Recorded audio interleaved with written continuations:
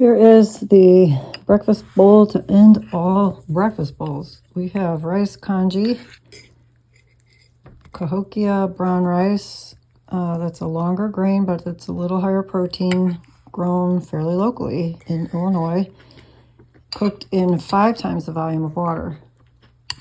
So we bring it to a good simmer to start, and then let it cook on a lowish heat on a flame deflector for a good hour, close to an hour, I believe.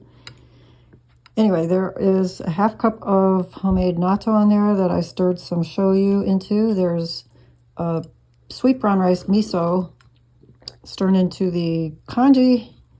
There's a few leftover bits of vegetables from last night that had hijiki in it, carrot, onion, red onion.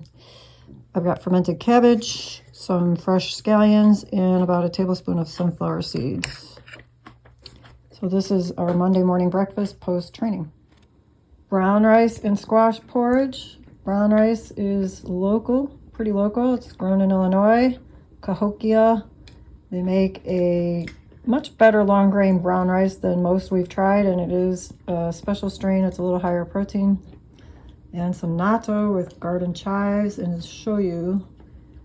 This also has miso stirred into it, and the winter squash cooked with the brown rice, and some dry roasted chopped walnuts on top, and the remains of the Eden sauerkraut. We're almost out, or we are out now.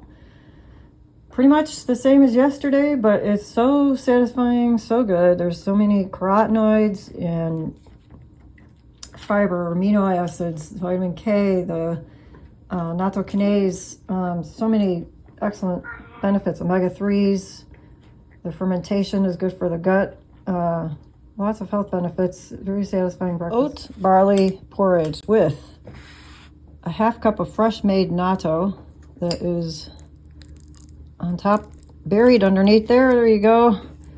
This is squash that has winter squash baked the other day that Dawn stirred miso into. And we have homemade fermented cabbage, and I've got a few chopped walnuts on there. Very hearty, very satisfying. If you need a more protein-rich breakfast, this is a great way to go, because these are real superfoods here.